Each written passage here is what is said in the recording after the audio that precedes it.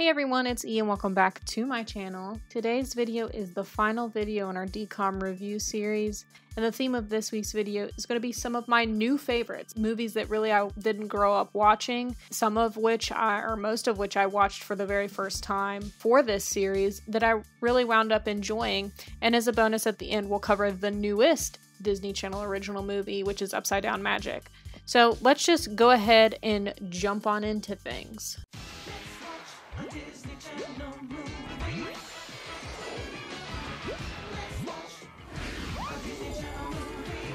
The first movie that we'll cover is a movie that I saw maybe for the first time in 2017 or 18.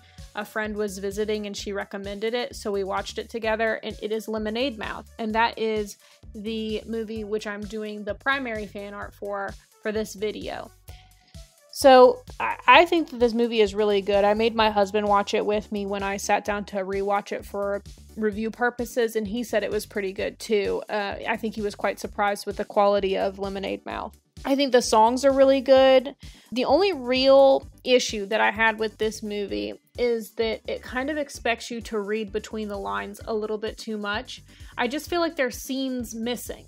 So in case you do not know, the Lemonade Mouth movie, it kind of is like Breakfast Club plus music, a band, because it starts off in detention. These kids meet in detention and they form this unlikely friendship, but the movie doesn't end there. They go on to form this rock band called Lemonade Mouth, and the movie kind of covers their individual struggles, individual family issues. So the drummer, Charlie, his problem is that he feels like he's constantly being compared to his older brother. Win, who's like the kind of nerdy pianist, his issue is that his dad is remarrying. The woman that he's remarrying is quite young, and that makes Win uncomfortable because he feels like she looks more like his sister than his mom. Then you've got Mohini, she just goes by Mo, who is kind of grappling with her parents having these unrealistic expectations of her to be the perfect Indian daughter, and she also has a boyfriend who she has some conflict with because he's in a quote-unquote rival band. Stella, I guess her family issue is just that, I don't know, maybe she feels like her parents don't get her. She's like one of those like so rebellious whatever, like, but she's really from like a rich family, so I feel like her rebellion is not from a genuine place, but that's just my personal beef with Stella. And then Olivia, who's played by Bridget Mendler, who you might recognize from Good Luck Charlie, her issue is that, you know, she lives with her grandmother because her father is incarcerated. And each of these stories, some are more poignant than others, are really well told, and they bond over these issues, which deepens their friendship, and it's touching.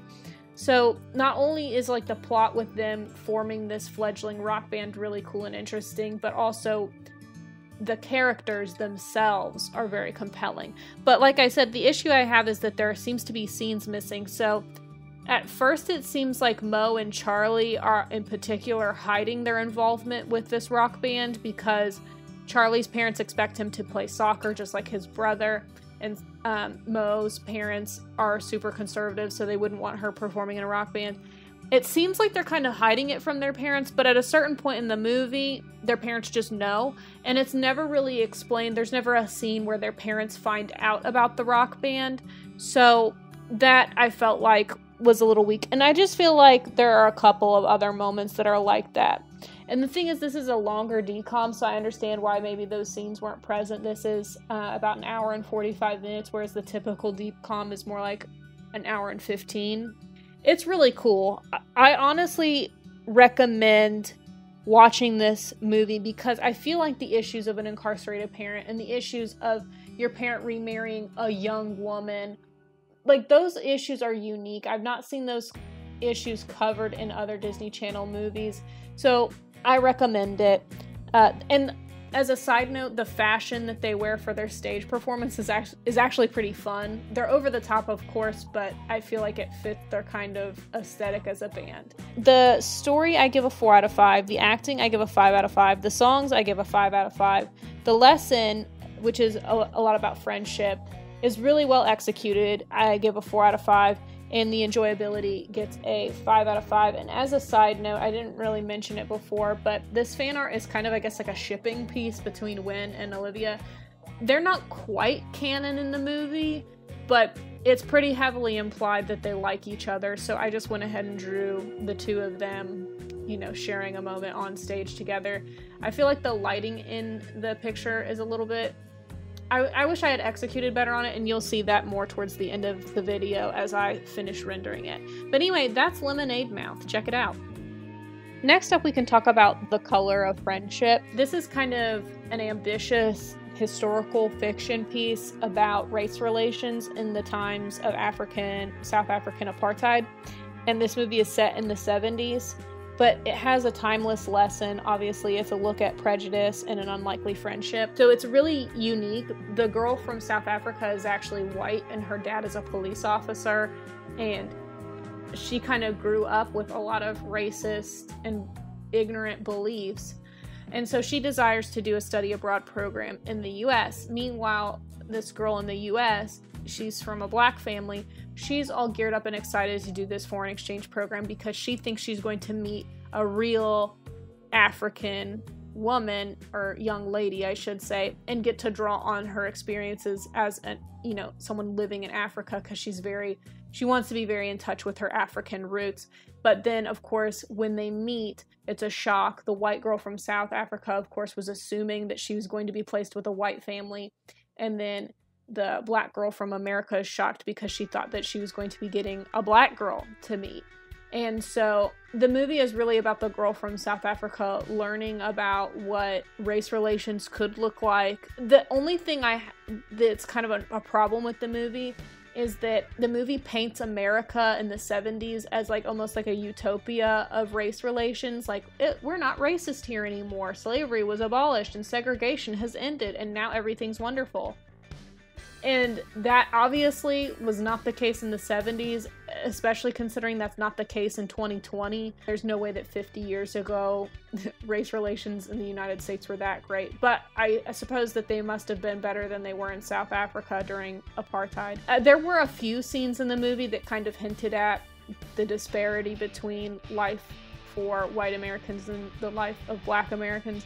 But it really wasn't well executed, and like I said, for the most part, the movie kind of painted America as a utopia for, diversity. I particularly like how Piper's parents, the black girl, her parents are kind of hesitant about letting a white girl into their home, but at the same time, they're very patient with her and her backward views. Like, if that were me, I would be like, get out of my house, you ignorant little racist girl. But they really give her time. And because of their patience with her and their investment in her, they're really able to subtly educate her on the ways in which she may not realize that she's racist. And I think that was really well done and delicately handled. It's because they're compassionate toward her. And I think that compassion is kind of missing in our world today. And I guess it's because by this day and age, everyone should know not to be racist. So it's kind of hard to be patient with people like that still.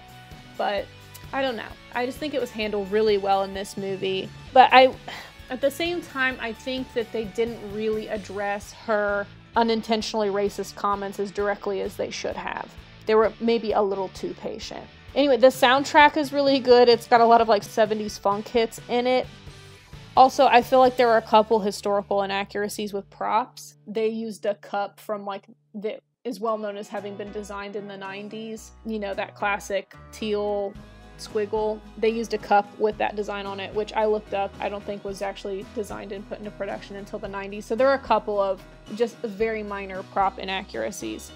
But anyway, overall, it was a good movie, and I don't know. I felt like it was an important Disney Channel original movie. The story, I give a 4 out of 5. The acting, I give a 4 out of 5. The lesson, I give a 5 out of 5. And the enjoyability, I give a 3 out of 5. And obviously, it gets points docked for enjoyability because it's a little bit serious, so it's not super fun to watch necessarily, but it was a good movie. Okay, so next up, I'm going to talk about Rip Girls, which is probably going to be one of the lower rated movies in this video. And a lot of the reason why I threw it in is because it's one of my friends' well-enjoyed movies, and because I really like the setting. This movie takes place in Hawaii. It's about this girl who I believe is inheriting basically a resort, a large swath of land in Hawaii, and her parents are taking her back to Hawaii, or her father is, because her mother's passed away. Her father's taking her back to Hawaii to basically decide what she wants to do with the property. And the conflict, I guess, is that on the one hand, she has an opportunity to sell it to have it really developed into a resort and a major tourist destination, or on the other hand, basically leave it as it is and live there on the property herself and not turn it into a tourist destination. And she meets friends, locals there, who really would like her not to sell because they feel like it would disrupt the community too much. And that's kind of an undercurrent there. The main thing going on is kind of just her learning about her mother, learning about herself, meeting these friends. It's kind of a slow movie, but it's just kind of beautiful. And the girl in this movie is really cute and kind of awkward looking, which I like. I think it's one of the most unique plots in a Disney movie that I've ever seen.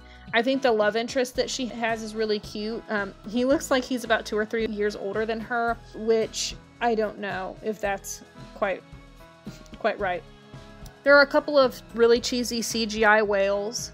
There's like a whale watching party and the CG whales are not great. I think that it's cute to watch her. Part of the movie is she wants to learn how to surf like her mom. She really doesn't get the hang of it by the end of the movie, which I think is realistic. But I think it's cute because Gia, who is this main girl that she meets there and befriends, Gia and her friends are so supportive of Sydney. That's the main character's name. And I think that's really sweet. I think that there are a couple of scenes that probably could have been removed completely. They add nothing to the plot and are a little bit slow and boring. Like, for example, when they go to visit her mother's childhood home. I don't really know why that was in there. I think that there was kind of an interesting twist at the end where Gia, it turns out she intentionally befriended her at the beginning of the movie to try and manipulate her decision regarding her inheritance. And so that was kind of an interesting twist at the end. And of course they reconcile over it. It was a cool plot point and it was really interesting. I think that the acting in this movie is so, like, sometimes the lines are being delivered like they're being read off a piece of paper, which is not great. And sometimes the movie is a little overly poetic. But like I said, I did enjoy this movie. I did think it was cute, and like I said, it was really pretty. But my rating is the story gets a 4 out of 5. The acting, like I said, is not great. It gets a 2 out of 5. The lesson, I gave a 2 out of 5. But the enjoyability, I give a 4 out of 5. So overall, I would recommend watching Rip Girls, especially if you are in the mood for something kind of easy to watch, something that's not too overly exciting. So give it a shot. Next up, let's talk about CloudNine.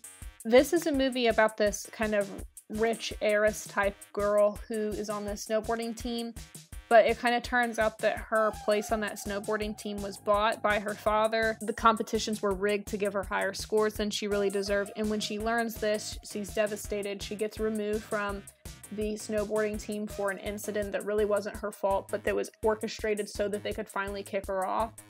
And this kind of prompts her to really want to learn how to snowboard for real and become a serious competitor to kind of, I guess, redeem herself. And I thought that her character was great, pretty likable. I rooted for her. And she's got a really cute love interest with this guy who was previously a snowboarder himself, but got injured and kind of fell out of the game. And she really wants to recruit him to train her to perform this really complicated move called the CloudNine that he invented, but he was not able to pull off in competition.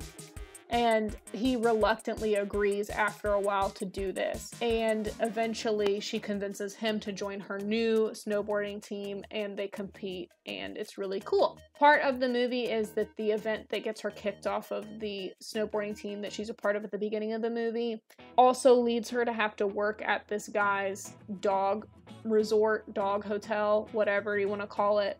And so that's also going on in the background. But I think that the ship is really, really good with some really cute scenes that show the development of their relationship. I like that there is tension and conflict between them without there being drama. And the kiss that they eventually share in the movie is really good. Like, it looks like an actual passionate moment, which a lot of times in Disney Channel movies, it looks fake. Like, it doesn't really look like they're that into it, which I understand. The main character, her name is Kayla. I enjoyed her emotional journey as she was realizing that she's not a great snowboarder and that her success was more or less handed to her. And she understands this, accepts it, and decides to change it pretty quickly. So there's not like a lot of self-pity, but there is one moment of self-pity in the movie where Dove Cameron is the girl playing her, and I don't really like Dove Cameron at all. I think that she overacts sometimes and talks with a baby voice, and in this moment, this scene where she's feeling sorry for herself, it's like, ew. Like, she sounds like she's talking like a baby, and she's like all breathy, and it's just gross. I don't know, that really like made me irritated. But I think that because of this incident happening, which was unfortunate, she finally had the opportunity to put in hard work to achieve her goals, and she rises to the occasion, and I think it makes her likable. A lot of times it's like, you think like this rich heiress type would never want to put in hard work, even if they had the opportunity. But the impression I get from this movie is the only reason that Kayla never put in hard work is because nobody ever expected it of her.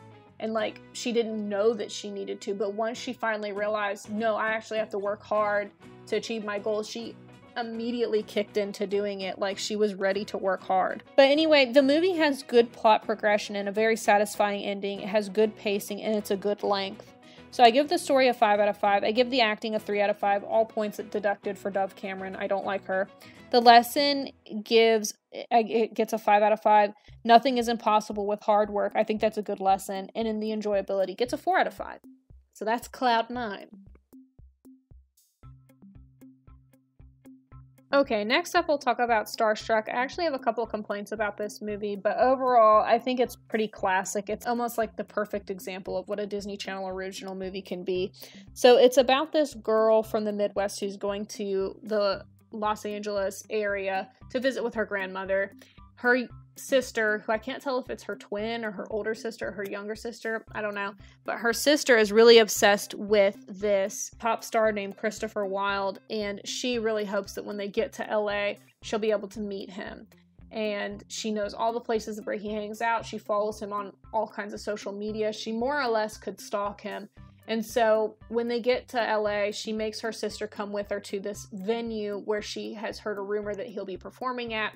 He is indeed, but she more or less misses the opportunity to see him. But her sister, who was waiting in the car, randomly got out of the car, was going to enter through the back of the venue, and then literally runs into Christopher Wilde, who then takes her on this kind of adventure, I guess, because he bonks her on the head. So he takes her to the hospital, then he takes her back to his house because he has an engagement there where he's been asked to sing, and then he takes her back to her house, but he's trying to avoid the paparazzi, so he hides out in the garage and blah, blah, blah. And this type of, thing continues. The next day, her sister wants to go find him at the beach. They go to the beach, and he is, in fact, there, still hiding from the paparazzi. He can't go back to his house because he's afraid that they'll catch him. And so he and this girl, again, go out on this another adventure. Her name is Jessica. She is so annoying. This is my big complaint with this movie. She's not a flashy celebrity like Christopher Wilde is, but she's still just as rude and arrogant. She is rude to him the whole time, and she's arrogant for thinking like she's so above it all, and like make fun of her sister for liking a pop star, which it's very normal for a teenage girl to like a pop star, so I don't understand where her criticism is coming from, really. And I thought that we were going to get a reason why she hates him and hates celebrities, but we never really get a real reason. And then by the end of the movie, she totally flips to the point where it's like she feels sorry for him because she realizes what the paparazzi can do to you and whatever. I don't know. She was annoying. I did not like her character, but the love story was good. Even though I didn't like her, I liked the love story. And the other thing is she's so selfish. She's been hanging out with Christopher Wilde this whole time, and she doesn't even bother to mention it to her sister. Like, she could have given her sister the opportunity to meet him out at several points in the movie and just doesn't. The reason that she doesn't tell her sister about, okay, Christopher Wilde's over there, you want to go meet him, is because she's trying to avoid causing a scene, because the whole point is him trying to avoid the paparazzi. But my question is, why does she care more about the celebrity, which she apparently hates because she hates all celebrities? Why does she care more about him than she cares about her own sister? I'd say, I don't care if I cause a scene. My sister wants to meet him. I'm going to let her meet him. But no, she doesn't. That doesn't make sense, and that's inconsistent with the way she behaves. Anywho, the story I give a 5 out of 5 because the plot is pretty good, actually. The acting I give a 3 out of 5. The songs I give a 4 out of 5. I think that his new song is particularly good. So he writes a new song in the movie, is particularly good. And there's a scene where he's performing at a venue and his friend does the rap part, and that rapping is actually pretty cool. The lesson I give a 3 out of 5. The lesson is standing up for yourself, telling the truth, living in the truth, which is great, but they really tried to make us feel sorry for a rich celebrity, which I'm not about. And then the enjoyability, I give a 4 out of 5. So that is Starstruck, classic DCOM. Next up, let's talk about Get a Clue. And as a special bonus, I decided to draw a little mini fan art doodle for this movie because I really liked it. And the outfit that Lindsay Lohan wears for a lot of the movie is so iconic. She's got cherry print pants on, this weird shirt with this fuzzy pink jacket and these big sunglasses. It's incredible. The fashion in this movie is the perfect time capsule of early 2000s celebrity rich fashion. I just love it. But anyway, I really like the slow building of this story. It's kind of a mystery. So their teacher goes missing and they're trying to find him. And they find him relatively early on in the movie. And then it turns out that they have to solve the mystery of how he got set up for this embezzlement framing that happened way long ago, which caused him to go into hiding, blah, blah, blah, blah, blah. I'm not going to get into it all because it's a little bit complicated. But anyway, it's a mystery where they're trying to help their teacher. There are, some things about the movie that I don't like. So for example, Lindsay Lohan's character, her name is Lexi. She's got this internal dialogue, which we can hear, we can hear her thoughts sometimes. And I think it's a little bit tedious and over expositional at times, but it's not a huge issue. But I will say, back to the story, it's not really predictable. So it's very interesting and exciting, but at the same time, it's not so random that it doesn't make sense. Sometimes the twists come out of nowhere, but this movie, you can kind of track with it. It makes sense, but it's suspenseful to a certain extent. The ending of the movie is a little bit too easy, though. The bad guy in this movie basically just admits that Lexi's theory is correct in front of police officers, so he gets arrested, whereas all he had to do is not admit it in front of a bunch of people and he probably could have gotten away with it. Because really there wasn't a bunch of hard evidence or proof. It was just, like I said, a theory. And that happens a lot of times in these DCOMs. So I feel like the movie ended kind of abruptly because, yeah, it was a little bit lackluster and rushed. This is probably the only Disney Channel original movie that I actually wish was longer. The lesson of this movie is pretty unique. Things aren't always as they seem, which is true. And this movie gives a lot of layers to that meaning. The story, I give a 3 out of 5. The acting gets a 4 out of 5. The lesson gets a 5 out of 5. And the enjoyability gets a 4 out of 5. That's Get a Clue. Okay, and I believe this is the last of my new favorites, and that is a Princess Protection Program. For starters, it's really rad. We've got Selena Gomez and Demi Lovato both in this movie, which is so iconic and incredible. They're two super cool Disney Channel stars, and to have them both in the same movie, what a blessing. I really enjoyed the story and the development of the friendship between Demi and Selena's characters. They're named Rosie and Carter.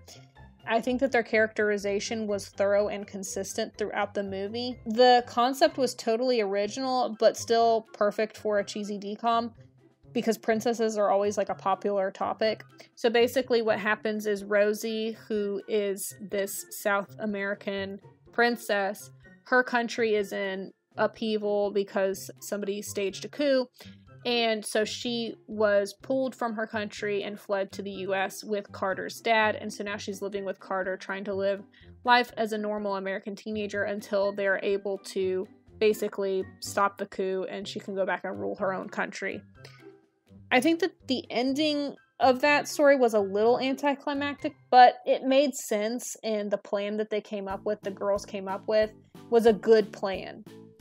I wish that there was a little bit more of a romance in this movie, because there's this guy named Edwin who kind of seems like he's pining after both Rosie and Carter, to be honest, but I think he could have picked one, or they could have picked one for this movie and had like a little bit more of like a romance, or just even a scene at the dance at the end of the movie with them dancing or something. I don't know. I think it would have been cute. The setting of this movie was amazing. It took place in Louisiana, and I really loved the look and the feel of the movie. It kind of had this like woodsy feel to it, but it wasn't super far removed from civilization, so it was a big change of pace for Rosie's character, so that was cool.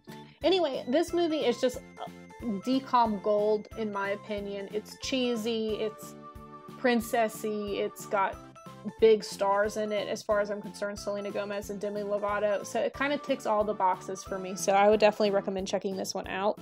The story gets a 4 out of 5, the acting gets a 4 out of 5, the lesson gets a 3 out of 5 because it's just friendship, which is kind of a generic lesson, and the enjoyability gets a 5 out of 5.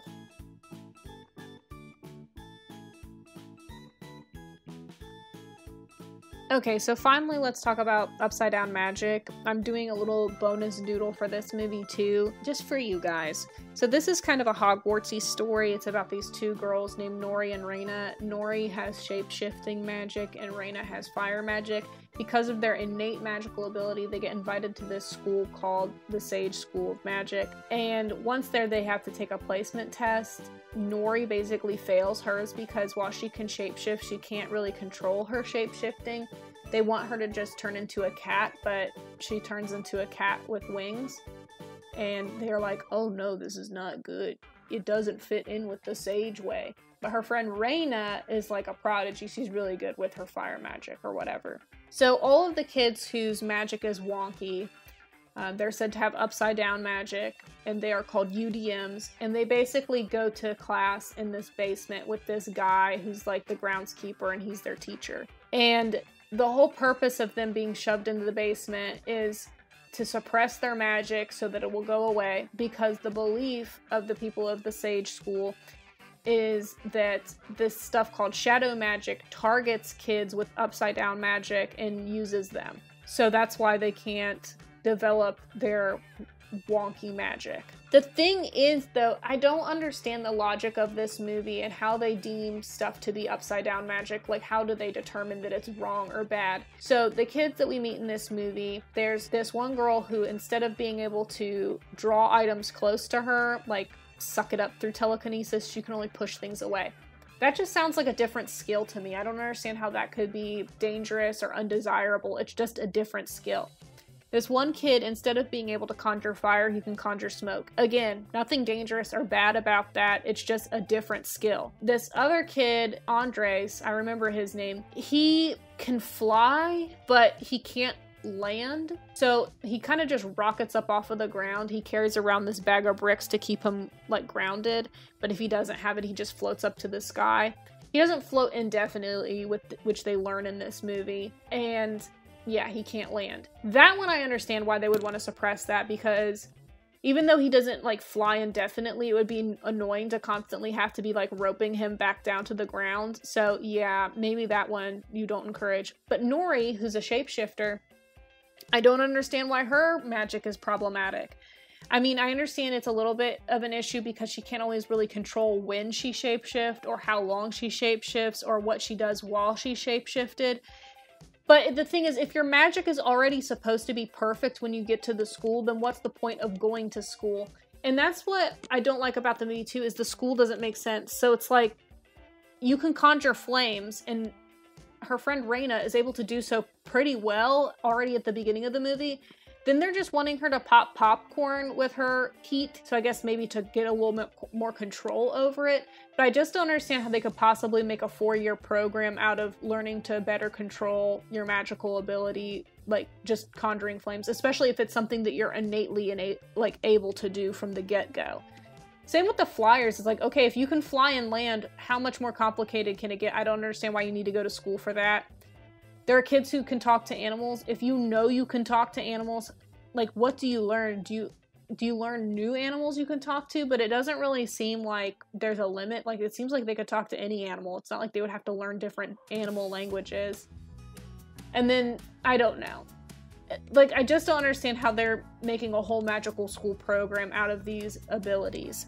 And I don't understand why the wonky magic is considered wonky in the first place. And I guess that's part of the point, is that it's not wonky. It's just they have these stupid rules for no reason. But the fact that the rules really seem to have no rhyme or reason, just, it's not believable. It's not a thorough, well thought out premise, in my opinion. And it's based off a book series, so maybe they handle it better there, but it's not that well handled here. Anyway, I like the costuming. I like the prop design there's like the shadow magic book that Raina looks at, and it's got a cool prop design. I like the lesson of this movie a lot. The lesson is, like, insecurity can get the best of anyone, and that you can be confident in your quote-unquote weaknesses, because shadow magic is thought to target those with upside-down magic, but it turns out that Raina, who's prodigious in her flame magic, she was the one who wound up succumbing to the shadow magic. And the reason, which they don't really flesh out well enough, but the reason is that it's insecurity that shadow magic targets, and because the UDMs are frequently told that their magic is no good, they're insecure, and that's why the shadow magic usually targets them, but it can get to anybody. The ending of the movie was kind of goofy. Like I said, Raina succumbs to the shadow magic and becomes kind of a villain. And the UDMs eventually come to the rescue to prove that, you know, UDMs can be just as good as anyone else. But, like, it doesn't really make sense why the UDMs are able to fight the shadow Raina and the regular students aren't. Like, it just doesn't really make a ton of sense why their powers are not affected. I don't know, you'll have to watch the movie for yourself and see if you find it particularly logical. I like the setting, I like the whimsicalness, I like all that kind of stuff, but a lot of these things just aren't fleshed out well enough, in my opinion.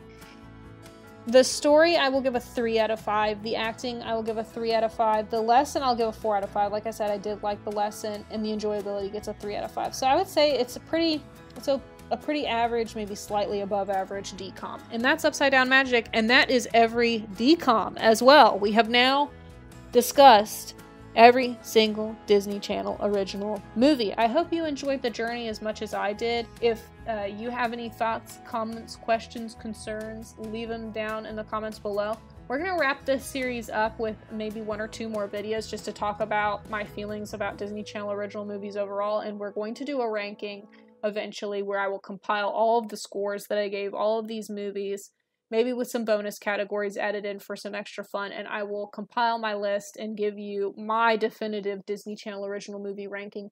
So look forward to that coming up in the next few weeks. And that's it, you guys. I can't believe we made it, but we did. Have an awesome weekend. I'll see you all soon. Bye-bye.